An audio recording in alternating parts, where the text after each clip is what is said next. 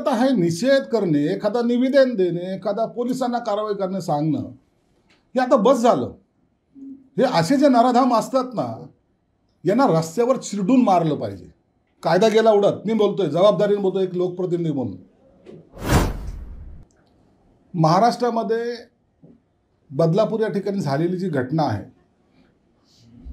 अवघ्या 4 वर्षाच्या 2 मुलीवर अत्याचार ज्या पद्धतीने झाला आहे, त्याचा सर्व स्तरातून निषेध होतोय. परंतु मला वाटतं तर हे निषेध करणे, एखादा निवेदन देणे, एखादा पोलिसांना कारवाई करणे सांगणं हे आता बस झालं. हे असे जे नराधाम असतात ना, यांना रस्त्यावर चिरडून मारलं पाहिजे. कायदा गेला उडत. मी बोलतोय, जबाबदारीने बोलतोय, एक लोकप्रतिनिधी म्हणून. 4 वर्षाच्या मुलीवर अत्याचार. काही लोकांना कायद्याचा धाक हा कायद्यानुसार जर द्यायचा प्रयत्न केला तर त्यांच्यावर तो फरक पडत नाही. हे नराधामाला रस्त्यावरच मारलं पाहिजे आणि सामूहिक पद्धतीने मारलं पाहिजे. ही भावना प्रत्येक माणसाची आहे, माझी सुद्धा आहे. सरकार कारवाई करेल, सरकार मागं पुढे पाहणार नाही. परंतु काल यूपीमध्ये जसा एक निर्णय घेतला तसं या सरकारला सुद्धा आता निर्णय घ्यायची आवश्यकता आहे. या महाराष्ट्रामध्ये माझ्या बहिणीशी, माझ्या आईशी, माझ्या सर्व महिलांशी, ती कोणत्याही जाती धर्माची असो, तिच्यावर जर अत्याचार होत असेल तर त्याची गय केल्या जाणार नाही. हा एक संदेश आता द्यायची गरज आहे. पूर्वी कधी काळी या मुंबईमध्ये जे काही डॉन तयार झाले होते, डी गँग ज्याला म्हणत होते, त्या टायमाला सुद्धा शिवसेना प्रमुखांनी सांगितलं होतं, माझ्या पोलिसाची एकही गोळी वाया जाता कामा नये, डायरेक्ट मारा. त्याच पद्धतीने ह्या नराधामाला सुद्धा आता डायरेक्ट मारायची वेळ आलेली आहे. आता सहनशीलतेचा अंत झालेला आहे. तुम्ही जर पाहिलं तर त्या बदलापूर त्या रेल्वे स्टेशनवर हजारोचा समुदाय आलेला आहे. प्रत्येकाला वाटतं की ज्याच्यावर अत्याचार झाले ती माझी मुलगी आहे, ह्या माझ्या मुलीवर झालेला अत्याचार आहे.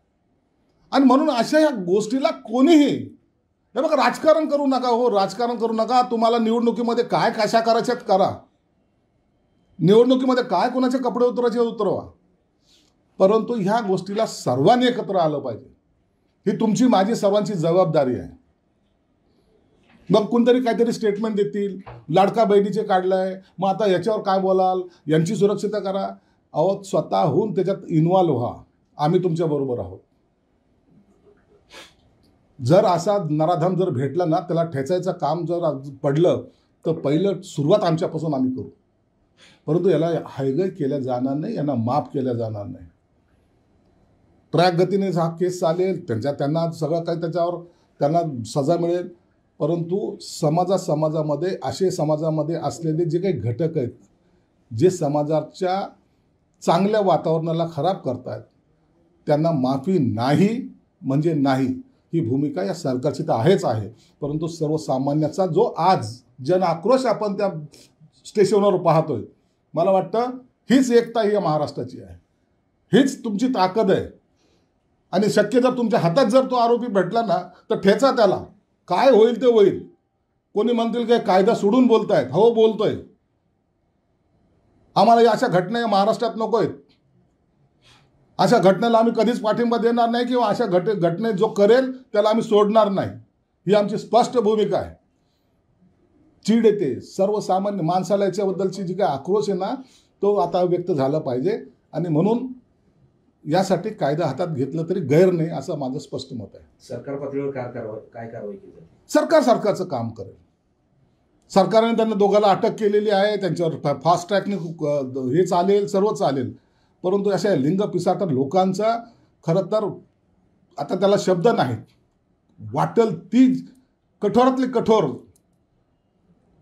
आउट ऑफ वे जाऊन जी काही सजा देता येत असेल तर ती द्यावी, अशी मी सरकारकडे सुद्धा मागणी करणार आहे. संभाजीनगरात परवा अशी घटना झाली, एक अल्पवयीन मुलीने आत्महत्या केली. तरुणाचा छळ सुरू होता. गेली काही दिवस सातत्याने दुर्लक्ष करण्यात आले आणि त्या मुलीने जीवन संपवलं. तिच्यासाठी आता संभाजीनगरात जटवाड्यावर लोक उतरले आहेत रस्त्यावर.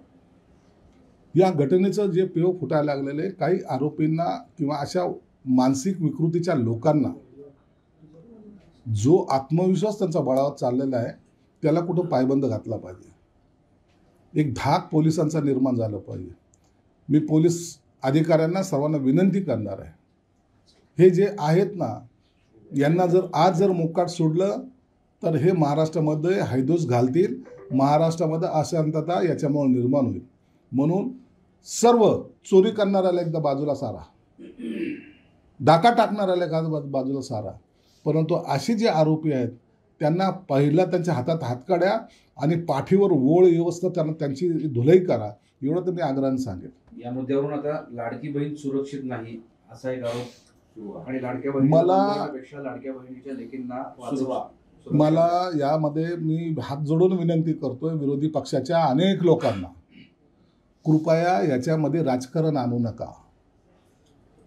हा राजकारणाचा विषय नाही, हा तुमच्या माझ्या लेकी बाळीचा प्रश्न आहे. याच्यात कृपया करून राजकारण आणू नका. स्टेटमेंट दिल्यानं तुम्हाला तुमचा पक्ष आणि तुमची प्रसिद्धी पाहिजे असेल ना, तर तुम्ही ती घ्या, परंतु ह्या सेन्सिटिव्ह विषयाला कधी राजकारणाचे किनारसुद्धा लागू देऊ नका. या भावनिक प्रश्नाला तुम्ही राजकारणाकडे मतासाठी वळवू नका. तर यामध्ये आपण विरोधी पक्ष असेल, सत्ताधारी असेल, अरे आपण खांद्याला खांद्या लावून करू ना. निवडणुकीच्या काळात काढा कपडे, परंतु आता या राजकारण करू नका असं त्यांना माझा हात जोडून विनंती आहे. बरं,